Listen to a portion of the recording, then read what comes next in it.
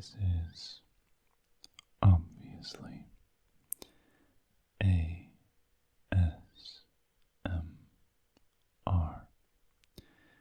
and in this video we'll be taking a little closer look at the Roman numerals that we've all seen before, but maybe we don't know as much about them as we would like. So let's get right into it, why don't we? We all know the 1, the 2,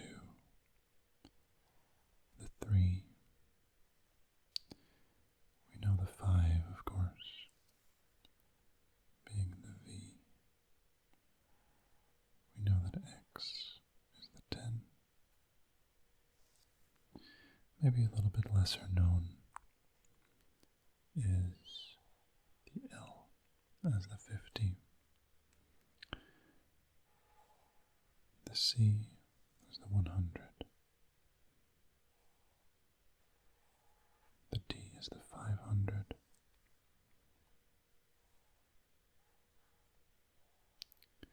And then we've got M as 1000, which I think is maybe a little bit more known again because of the mill that we still use to this day. But beyond this, they still have signs.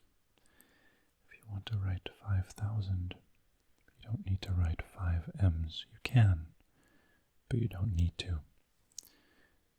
What you can do is write a V with a so-called vinculum, which is a little dash, a little line on top of it. This little line, the vinculum, multiplies whatever is below it by 1000. So we've got 5000 here, and 10,000 here.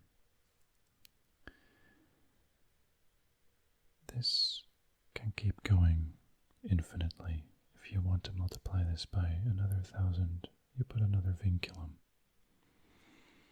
So we've got a really nice, good base here. We've got a base 10 with a sub-base of 5, or, well, whichever way you want to look at it really,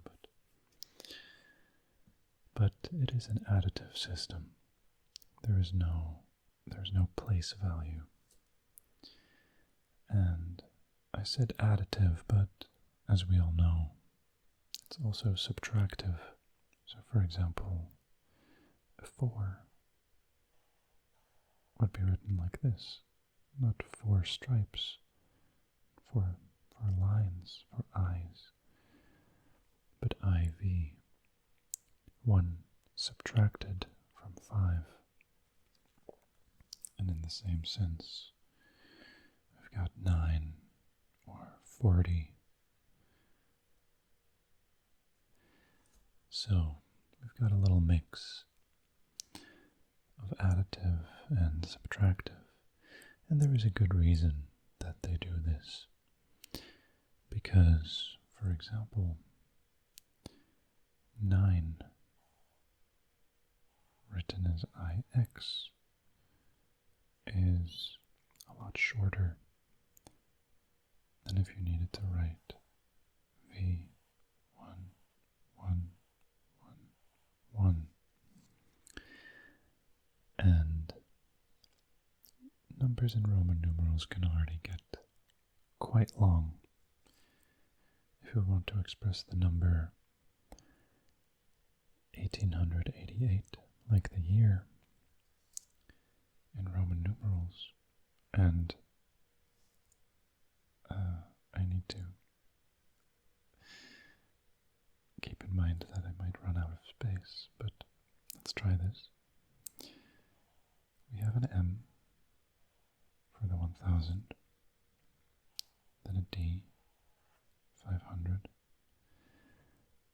then we've got 3 C's, which adds 300 to it. So this is 1800. Then we've got an L, 1850. Then we've got 3 X's, 1880. And then we add 8. And there we've got 1888. Now, luckily, let's put an arrow here. If we want to write 1999,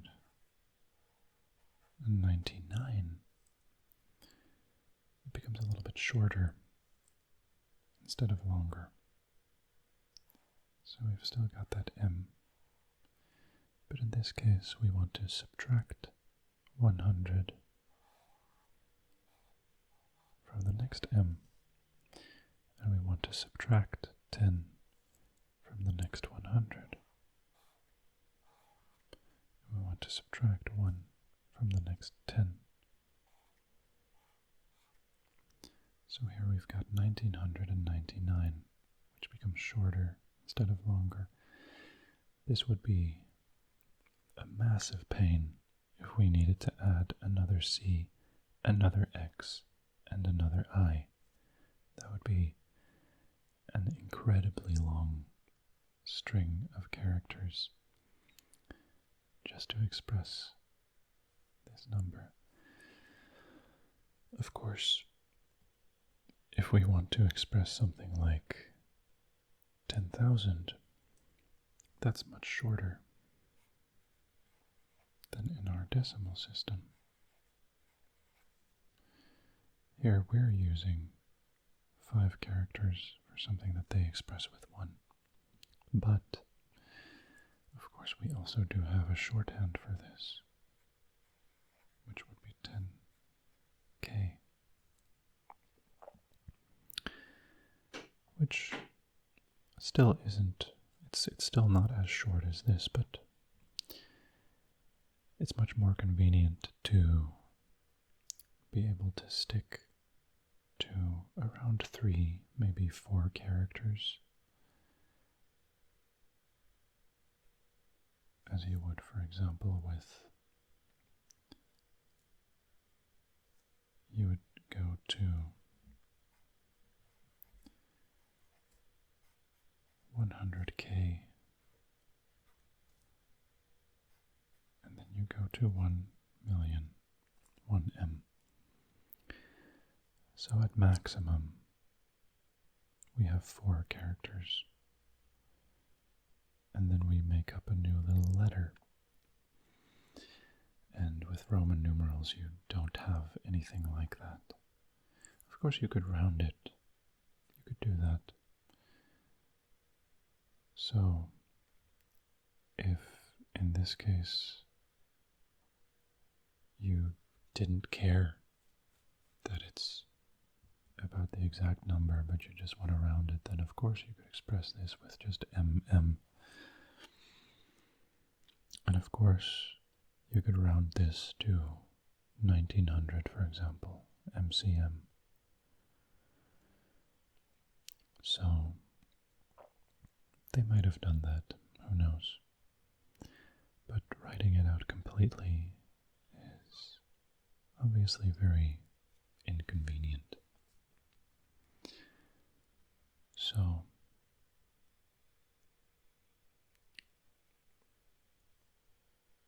a mixed base,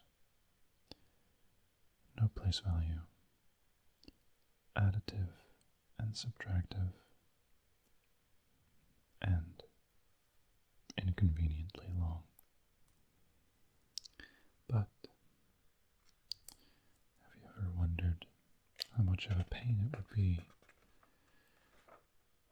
to do arithmetic with Roman numerals? Well, that's what we're going to explore in this part of the video.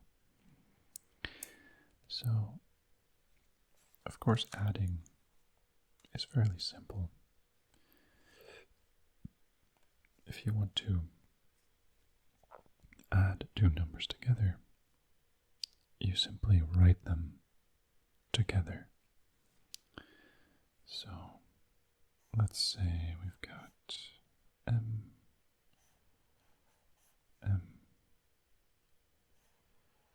D, C, C, X, 1, 1. And we want to add, let's see, V with a vinculum, M. Can't make this too long because we don't have much space. L, X, V, I. So, adding this together,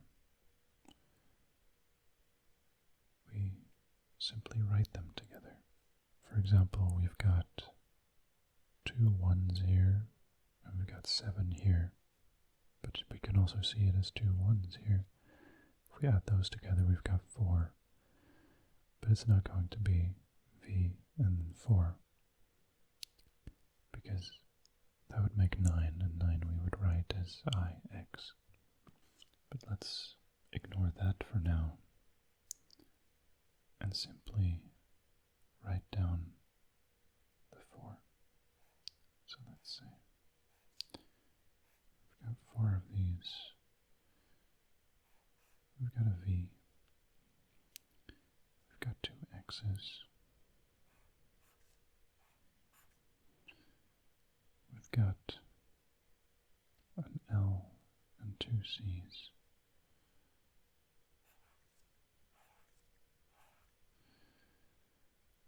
We've got a D, 3 M's, and a V with a vinculum.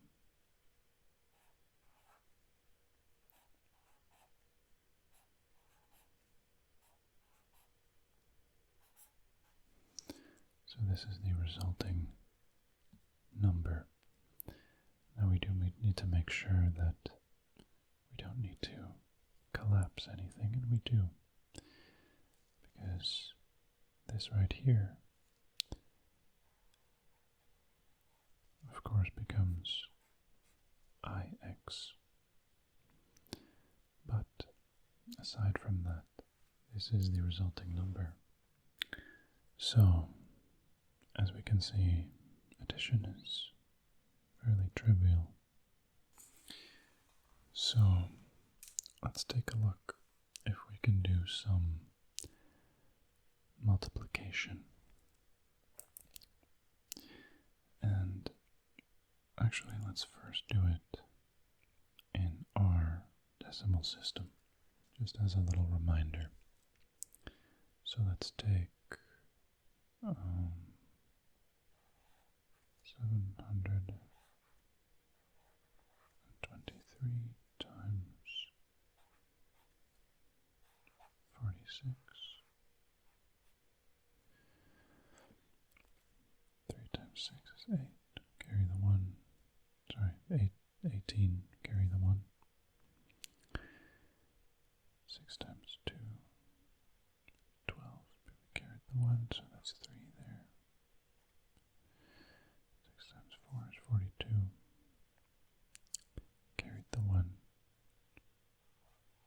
So 43.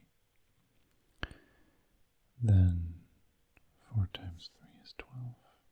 Got 2 here. Carry the 1. 4 times 2. 8. Sorry. Dang it. We carried the 1. This has to be 9. Is that clear enough as a 9? I think so, right? And 4 times 7 is 28. Yeah. No. 1 carried. 28 there. Then we add this up. Got 8 here. Got 5 here. We've got 2 and we carry the 1. We've got 12, 13, carry the 1, 3 here. And this is the result in our decimal system. But how well would we fare with Roman numerals? We're going to find out. So 723, we would first write that. And in this case we don't need to worry about where we go because there is no place value. In decimal we have to stick to the ones place, tens place, hundreds, thousands, tens of thousands. With the Roman numerals we don't need to worry about any of that, so we can start nicely, nice and snug at the left of the page. So we've got 700, that's 500, 200s, and then 23.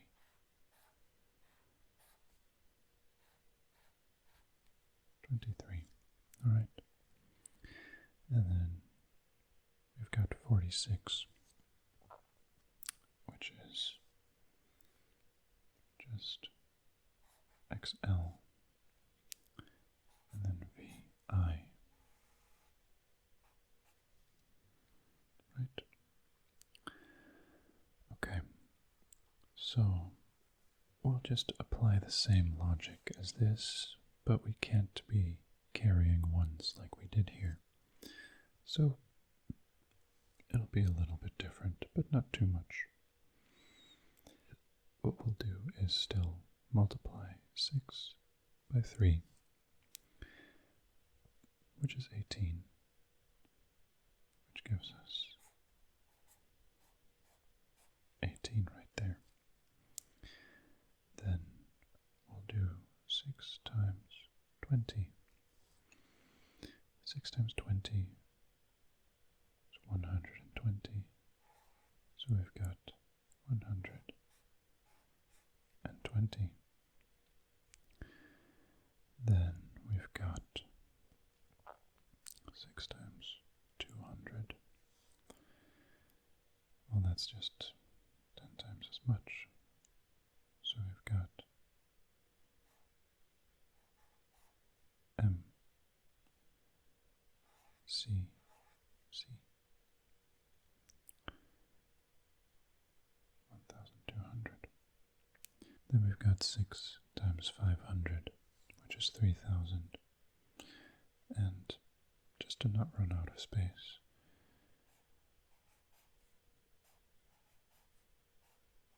I'll just write them there. And I can do that because we don't have a place value system. Then we'll have to multiply 40 by these. So 40 times 3 is 120, which is coincidentally the same as that. So we're just going to write another one of those there.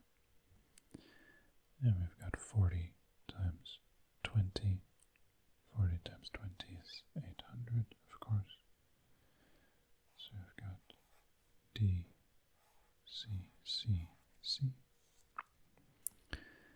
We've got 40 times 200, which is just, again, 10 times as much as this. So we've got V with a vinculum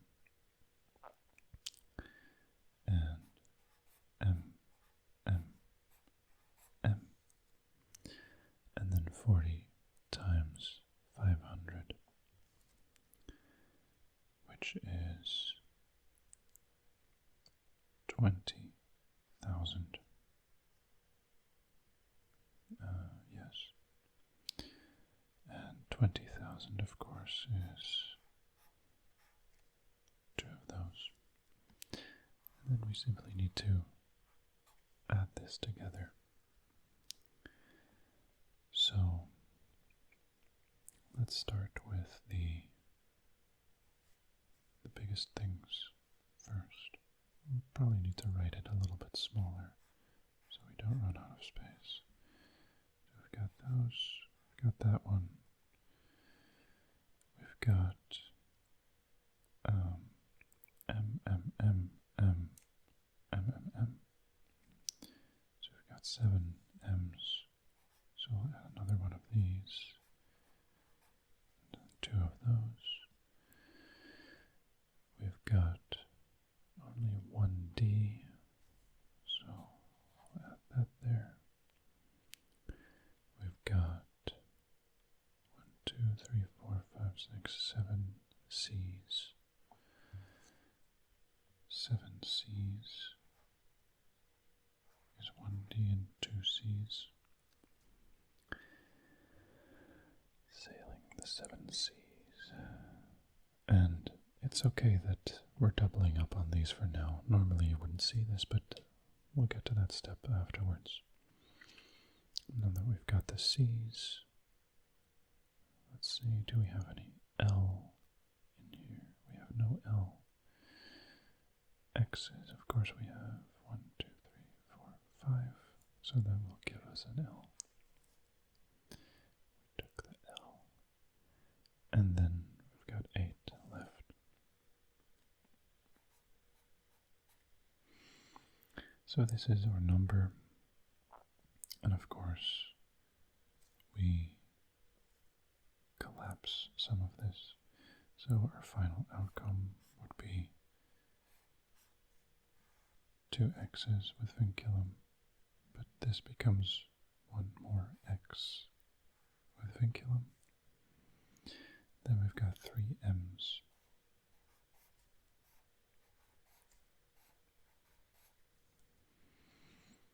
And then 2 C's, 1 L, and then an 8.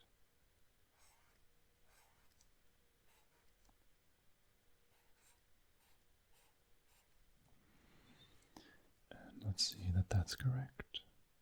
30,000, 3,258. And there we go. So you see, it wasn't so bad. Of course, with our decimal system, we were much faster, but in the end, it's pretty doable with Roman numerals.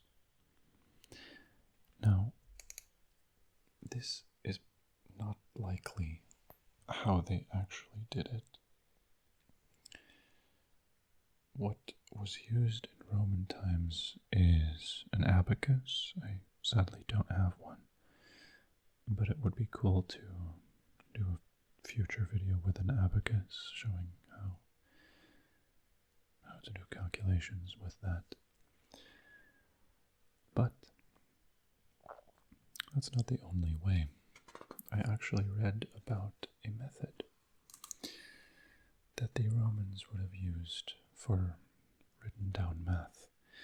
And if you're wondering what they wrote on, it was mostly a wax tablet, for example, where you would have something similar to candle wax, and you would use something like a stylus to just simply carve into the wax, and then when you're done, you would smooth it out with the flat ending of your stylus. This is another thing that I would love to use in a future video. I would probably make my own wax tablet, and I think it would be very nice to watch and to play with. So that's one thing that they used a lot.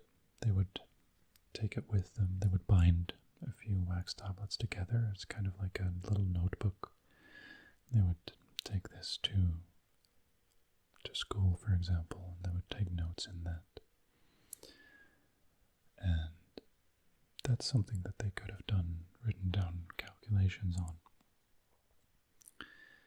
Another thing in schools, especially while still learning to write, would have been, for example, a board with sand that you can simply carve into with even your finger. That would have been a very temporary form of of writing just for practice or quick notes. So, a method that the Romans and even Egyptians before them apparently already used was a very interesting method of multiplication, and certainly a lot slower than what we just went over even.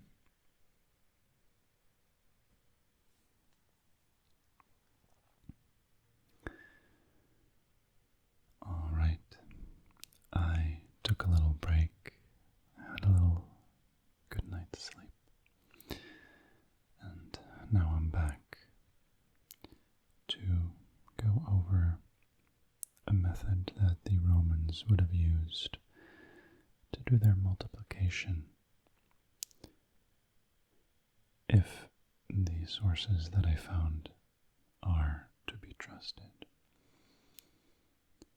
The very least that I know is that the Egyptians used a very similar method, and that's something that you can find quite a lot of sources for, but for this Roman multiplication method, I wasn't able to find many sources, but a few, and what it's more known as, I will tell you afterwards, because it might be fun for people who already know it to recognize it as I'm doing it. Alright, so to start with, we will do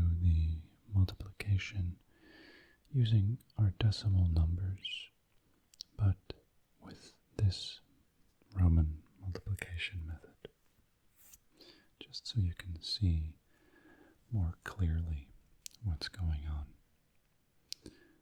So, again, we'll take 46 times 723, because this is the same product that we already calculated before, and we'll be able to check it against that. So here's how the method goes. You take the left number, and of course, since it's multiplication, it doesn't matter which number is on the left, but whichever way you've written it down, we'll take the number on the left, and we'll take half, which in this case is 23. And then again, we'll take half, but we see that that would be 11 and a half, and we don't like halves. We don't like fractions, so we simply write down 11. Now we take half again, we get 5, take half again, take 2, and again, ignoring the fractions, and then finally we get to 1. And this is our left column finished. I will draw a little line there. And on the right side, we're going to double this number for exactly as many rows. So first we get 14, 46, then we get 28,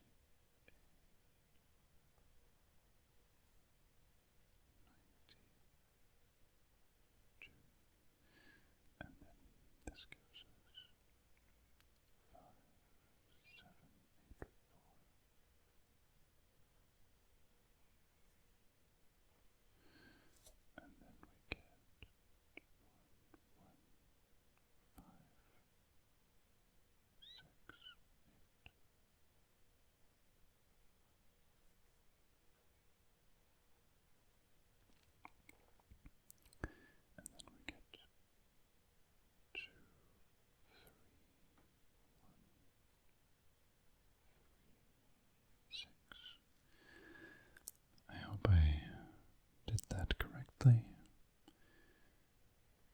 but we'll find out because we know what the final answer should be.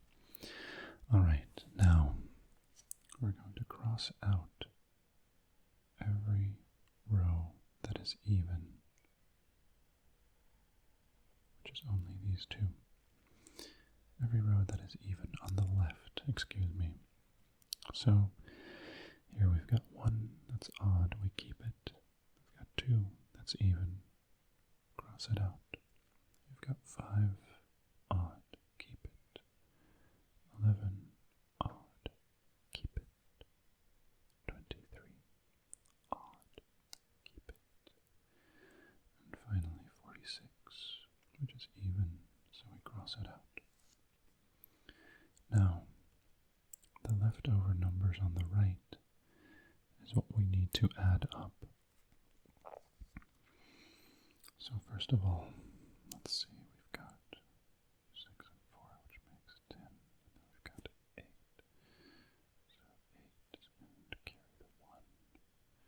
Then we've got 1 and 9 makes 10, and 8 and 4 makes 22, 25.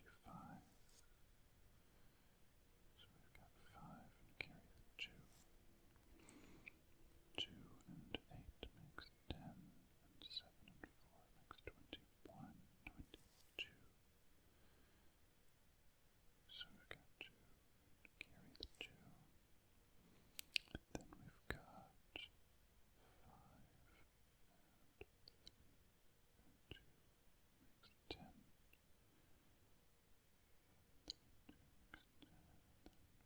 2 and 1 makes 3, and carry the 1, and then we've got 3 there, and that gives us the final answer of 33,258. And let's just check that that was actually our answer before as well. And indeed, we can see that that is the same answer that we got before.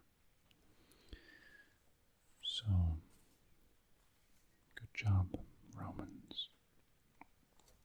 Now, the real fun part is writing this out with Roman numerals. So and in this case we're not going to use the subtractive method of notation because it just makes it harder. We'll write the final result with subtractive notation, but during the process it just slows things down, and this is likely what the Romans themselves also did. So, on the left side, we've got x, x, x, x, vi times d, c, c, x, x, 3. Now we'll take half on the left side. So we've got x, x, 1, 2, 3. Then we've got x, 1, v, 2, 1.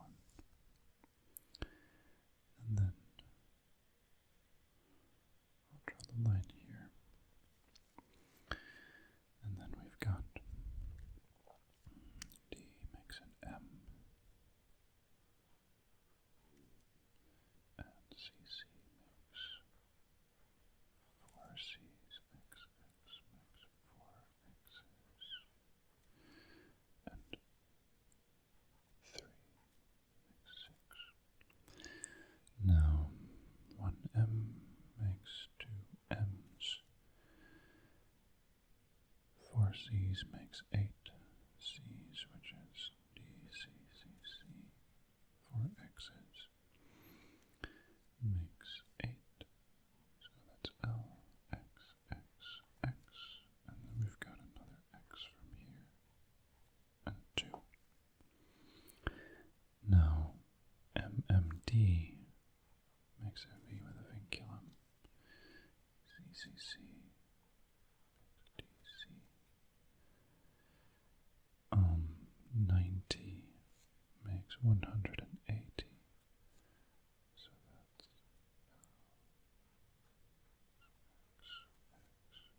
and then 4. Let's see that we're still on track. We've got 5,784. Okay, great. Now we double this again. We've got an X with vinculum. The D becomes an M. We've got CCL, which becomes a D. We've got that, which becomes LX. And then we've got 8. There we go. And then last step, we've got XX. We've got M, M, M. We have a C here, 2 X's, another X, and V, I. Alright, now we just cross out the even ones.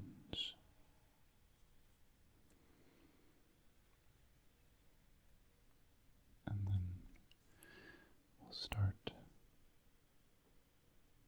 adding up. And now you might see why the Roman numeral system isn't so bad. So first we'll take the largest numbers and write those first. So we have X, X, V, all the vinculi.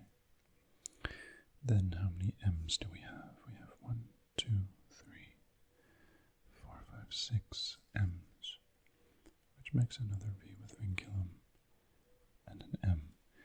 And again, this is not a problem. We'll figure this out in the next step. These 2 V's will become an X, but we don't need to worry about that for now.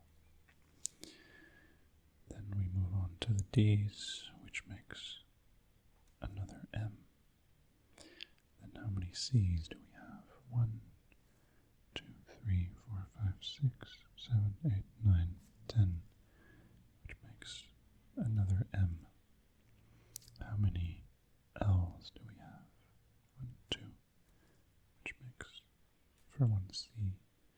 How many X's? 1, 2, 3, 4, 5, 6, 7, 8, 9, 10, 11, 12, 13, 14. Alright, so 14. So that's another C. And just because we're running out of space, I'll use subtractive notation here. X, L, 40. Then let's look at the V's. We have 2 V's, which makes another X. Again, this is not normal notation, but we'll standardize it. And the next step. And then I. So we've got 1, 2, 3, 4, 5, 6, 7, 8. So we've got V, I. Alright, now the last step is just standardizing it. Got 3 X's, 3 M's, 2 C's, 1 L, V, I. And there we go, 33,258. Same answer. And if I'm being completely honest, I would say this method I actually prefer with Roman numerals, just because, in my opinion, addition of multiple different numbers is just more chill with Roman numerals. With our place value system, you actually need to keep this in your mind and carry the 1, for example, and that's simply not necessary with the Roman numerals because it's additive. We can always just add an extra 1 and then standardize in the next step. So I can see with this method that the Roman numerals aren't all that bad.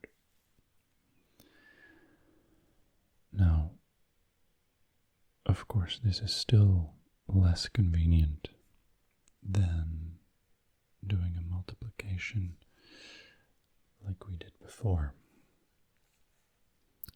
But it's really not that bad, and that's what I wanted to show. Because really what got me interested in this topic and what got me researching it was that I thought doing arithmetic with Roman numerals would have been an incredible inconvenience. But as we can see here, it just isn't that bad. Alright, so since I said before that I would tell you what this method is also known as, people call this the Russian peasant method. And I'm not sure exactly how much truth there is to that name. I don't know if Russian peasants actually use this method. If there are any viewers from Russia, do let me know if this method is more common there or if you've ever seen it before. I'm very curious. But that is generally what this method is known as. And the ancient Egyptians used a very similar method. They just wrote down slightly different numbers on the left.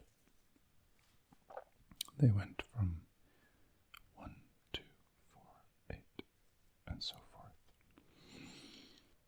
Now, you might be wondering, why does this work? Why can we just take half of this number on the left, double this number on the right, and then add these together and magically end up with the correct answer? Well, to explore that, we're going to look at binary numbers. And I promise it'll make more sense. So, binary is a base 2 system. So, in the same way that we have place value in our decimal system, in binary, let's see, in binary, instead of having a ones place, and a tens place, and a 100s place, and a 1000s place, and a 10,000s place. In binary, we have a ones place, a twos place, a fours place, 8, 16. So, if we write down the number 0, that is equal to 0. And if we write down 1, that's equal to 1. But if we write down 1, 0, that's equal to 2, because we have a 1 in the 2's place. If we write down 1, 1, we've got 3, because we add 2 and 1 together. If we want to make, say, 25, then we need 16. We've got 9 left, so we also need an 8, and we need a 1. These two will be 0.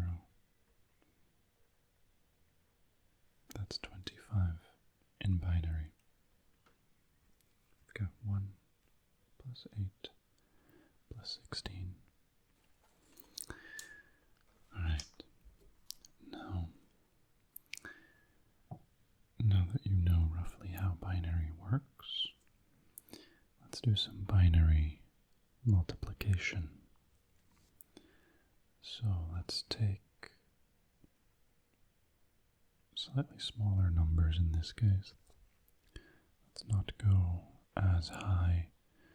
So let's take 1, 1, 0, 0, 1, which was 25. Now let's take another number, 1, 0, 1, 1, 1, 0.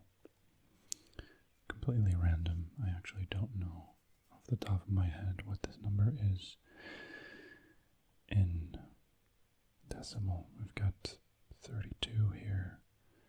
We've got 2 and 4 and 8. So that's 14. So we've got 46 here. So we're multiplying 25 by 46. And the way we do this is, or at least an easy way to do this, I would take the shortest number and simply take the number that's over here,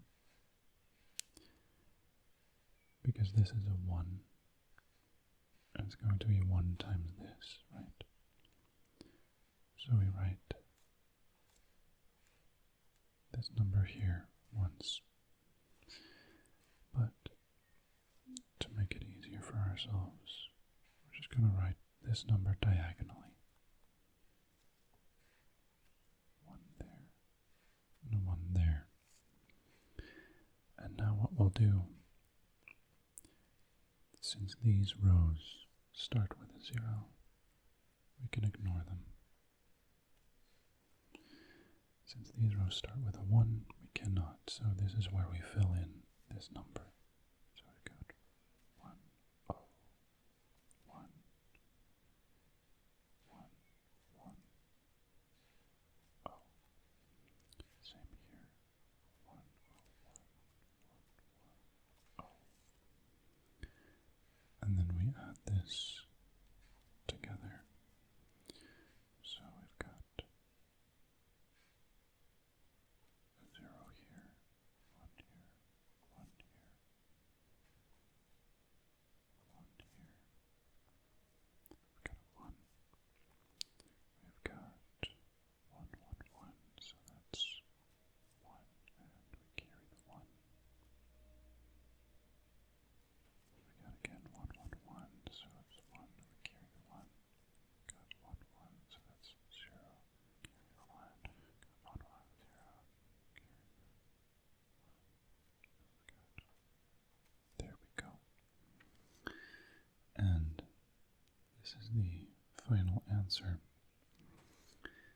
Now, if this looks familiar, that's for a good reason, because this is basically exactly what we were doing before. But it might not fully click yet. So, just as a sanity check, let's actually calculate this in decimal, just so we know that we've done it right. Actually, I just see that I made a very silly mistake. I forgot the 1 here. So actually, each of these places needed to be shifted 1, but now that actually gives me the opportunity to show another very nice property of binary, which is if you shift each by 1, that actually just halves the number, because this would be 1024, this would be 64, this would be 32, this would be 16, this would be 8, this would be 2, this would be 1. So actually, this was wrong, and this was wrong, but the outcome should be 1150, and that's actually what it should be. So, excuse me for the silly mistake, but this is half of that, and that's what we would have gotten if I'd written this down correctly. Okay. I can show you this, by the way. So, you know that this is 25. If we wanted to write down 50, 50 is simply 11001. And if you want to check this, this is a 2, this is a 16, and this is a 32. So 2 and 16 make 18, 18 and 32 make 50. So in binary, whenever you want to double a number, you simply put a 0 at the end. Now, that gets us to explaining why this actually works. So, since we know that each place in a binary number is double of the one right to it, so this place is double of that, this is double that, this is double that, this is double that. We know that if there's a 1 here, this is the ones place. So that just means we add this exact number to our final outcome once. If there's a 0 here, that means we don't add double this number. Because if this was a 1, it simply means that we add 1, the double of this. But we don't do that because it's a 0. Same goes for the next 0. So double would be 1 place value to the left here. And then there we have this next 1, which is double of double of double, the ones place. So and that's a 1. So we do want to add that. And we can add it simply by moving 3 places to the left. Or, in other words, adding 3 zeros to the end. I didn't write down the zeros, but of course you can. And maybe you should, for clarity. So, adding 3 zeros to the end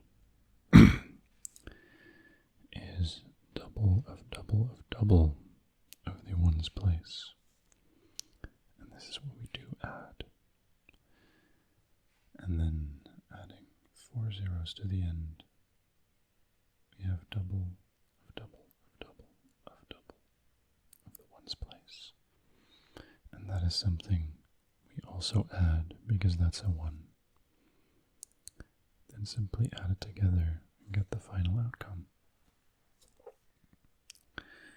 So now you can see that's fairly similar to what we did with the Roman method, but you might still be wondering, why were we taking half of the number in every row when clearly here we're working with binary? Well, it just so happens that in any numeral system, to convert a number to binary, a very easy method is to have the number take half,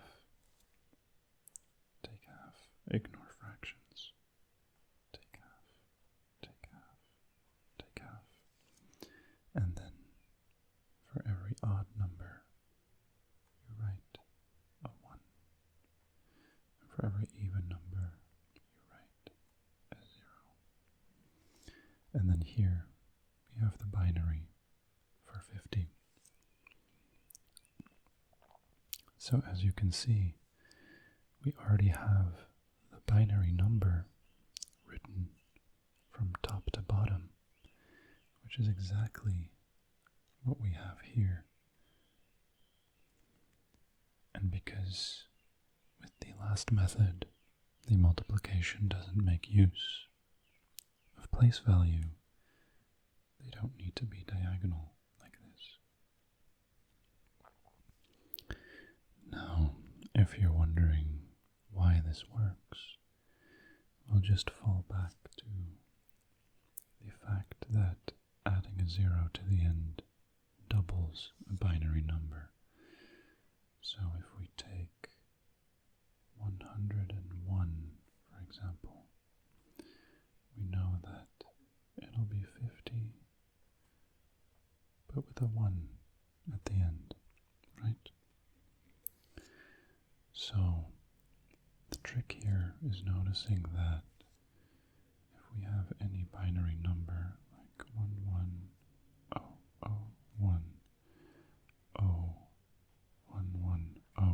for example, if we take this portion of the number, that is 50. If we take this portion of the number, that is 3. And as long as we are, let's take this portion of the number, that's 101. And as long as we are just going one by one and seeing if a number is even or odd, and then crossing away that number, that's how this method works. So really what you're doing is, you look at 50, you see, oh, it's even, we don't need something in the ones place, and then you forget about it. You know whether you need anything in this position, and you take half, because you know that if you cross out the last place in a binary number, that's what you do. You take half and you throw away the 1, whether it's there or not. That gives you 25. And now you simply have to get the number, the binary number for 25. You know that it's odd, so you know that you need a 1 in the ones place. You throw away that 1, you have 24. You take half of 24, which is 12. And now you just want the binary number for 12. You know that you don't need a 1 in the ones place. You write down a 0. You move on, take half of 12, which is 6. And now you just want to know the number in binary for 6. You write a 0 for the ones place, because you know you don't need it, because it's even. You move on. That's the process, and that's why it works. I hope that makes sense to you. So, again, if we have 46 times, actually in this case, let's take the same example as here. So in this case, let's say 25 times 46. So what we do in this case is we simply write down 12, 6, 3, 1, and that gives us a 1, 1, 0, 0, 1.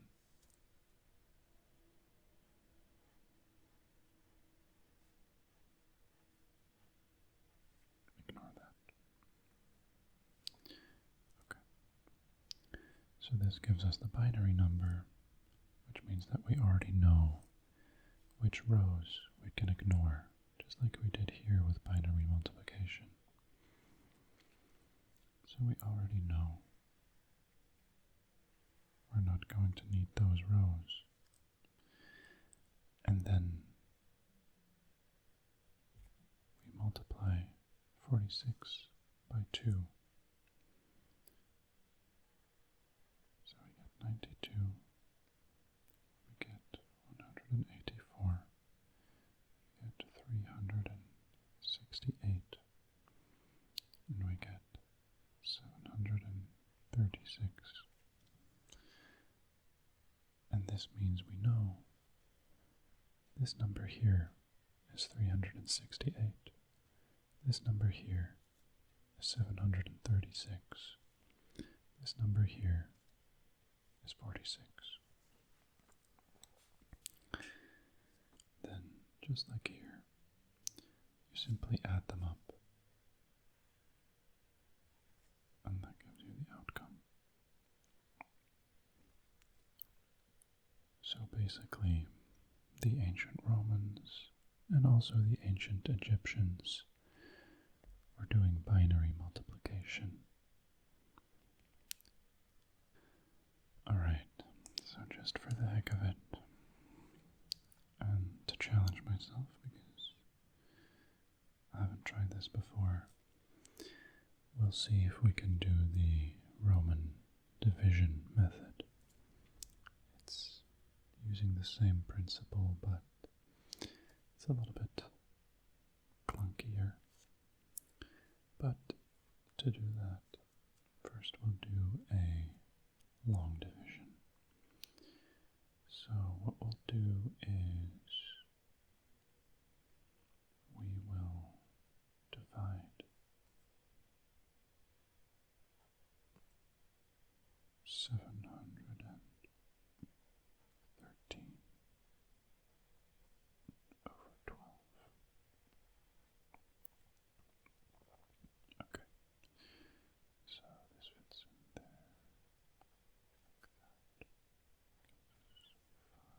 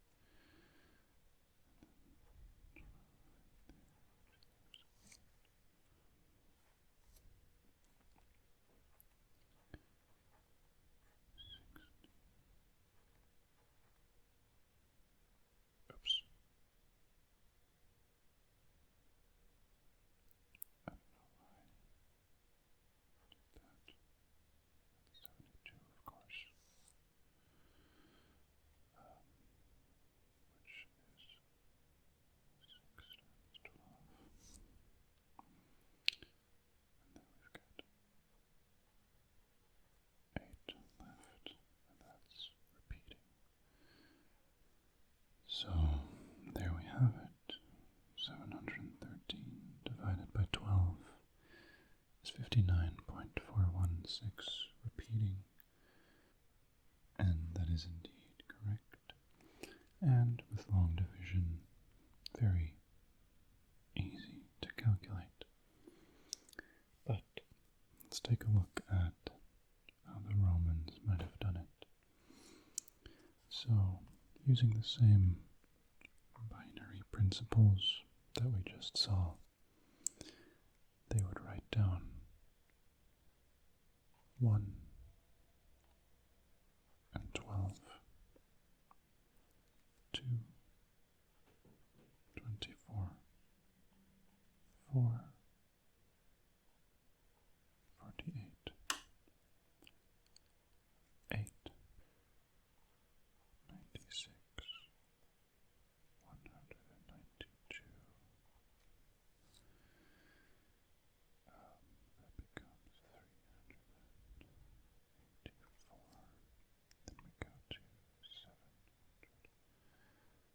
768. And since that's bigger than 713, we don't need it. We go to 16. And we go to 32. Alright, and now what we do is we simply start fitting these into 713. So we take 713, we subtract 384.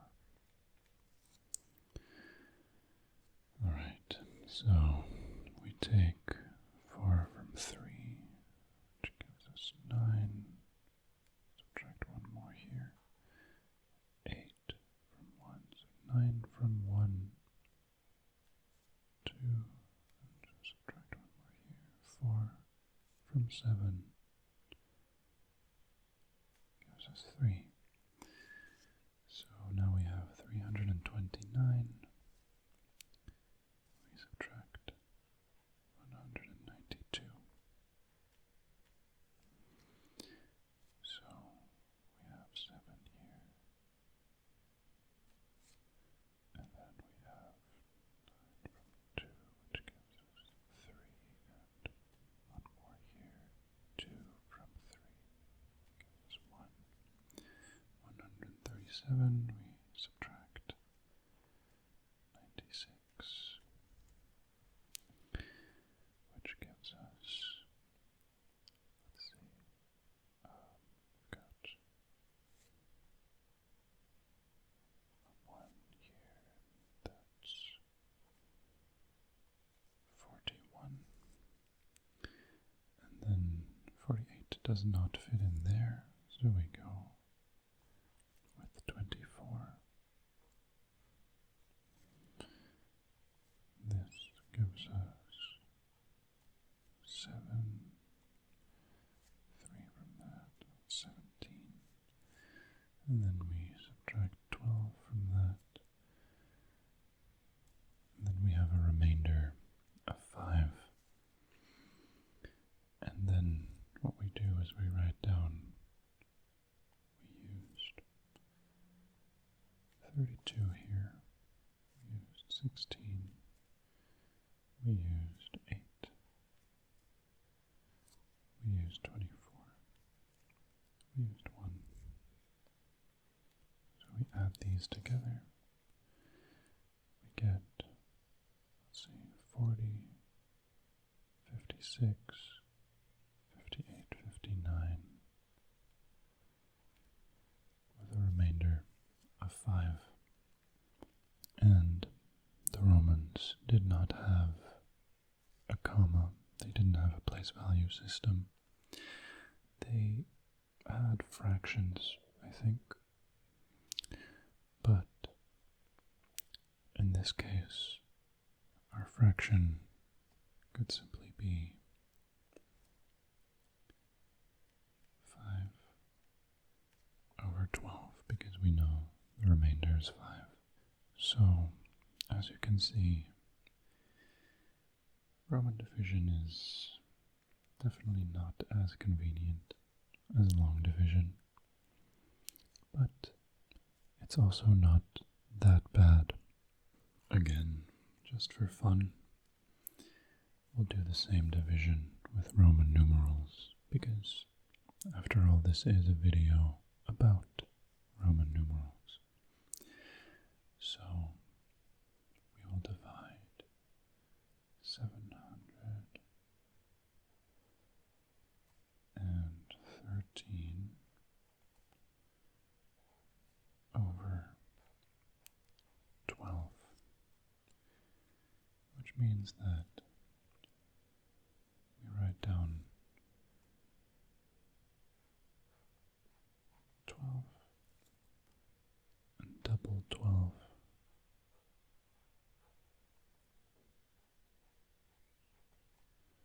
And double that.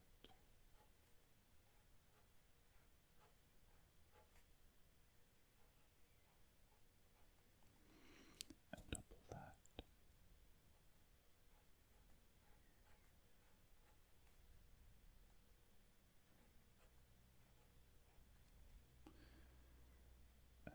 Double that.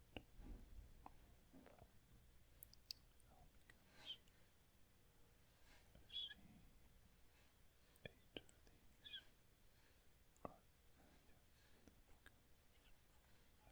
x, x, x, 2. Now we get 3 of these, and then 4 of those, x, x, 4. And then we've got 350. 350 becomes 700. And then this becomes 6 of these. And then we can already see that we've passed the number. So at this point,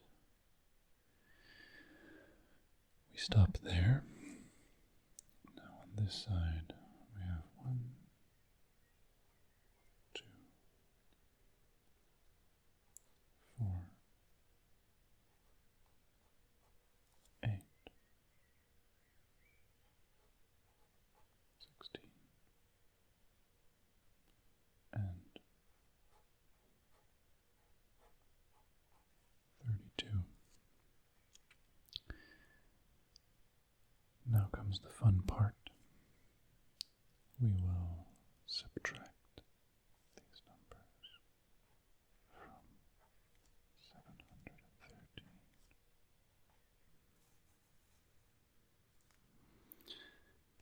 Alright, forgive me, I made a little mistake, so I'm just starting over with this part. So we have D, C, C, X,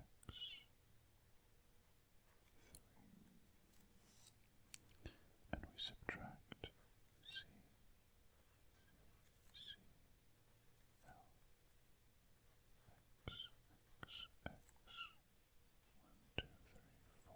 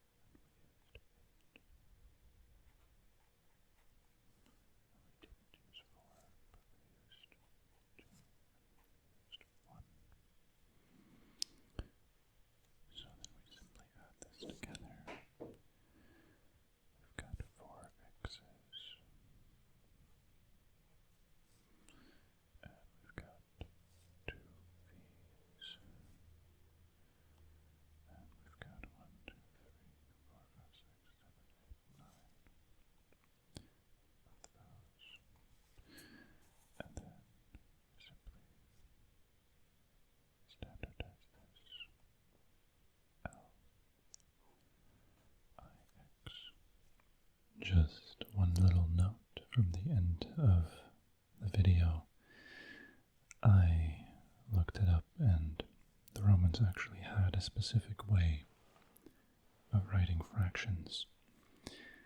So they actually had a base 12 system for their fractions.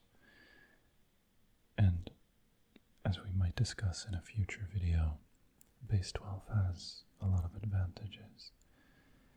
But how they would write their fractions: 1/12 would be written as a dot. And, for example, 5/12 would be written as 5 dots. So here we would use LIX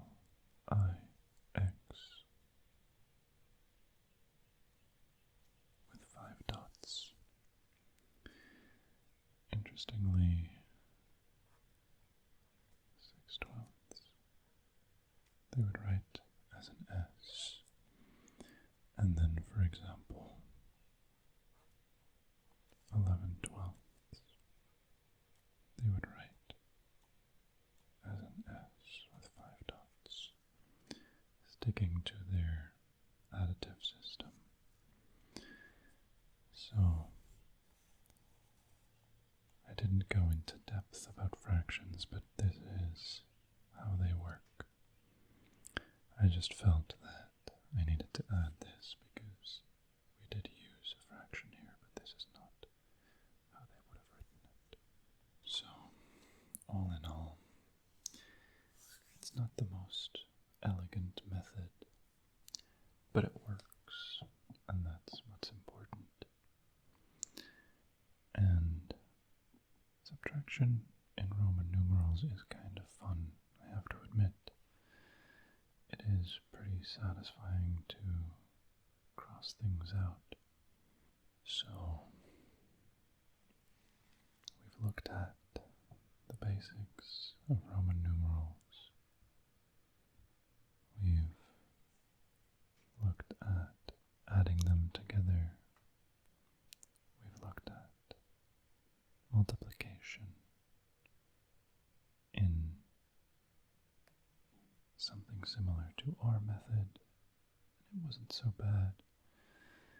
And then we looked at multiplication using the Roman method or Russian peasant method, which we actually concluded was nicer in Roman numerals than in our decimal system. And then we looked at why that works by exploring binary multiplication,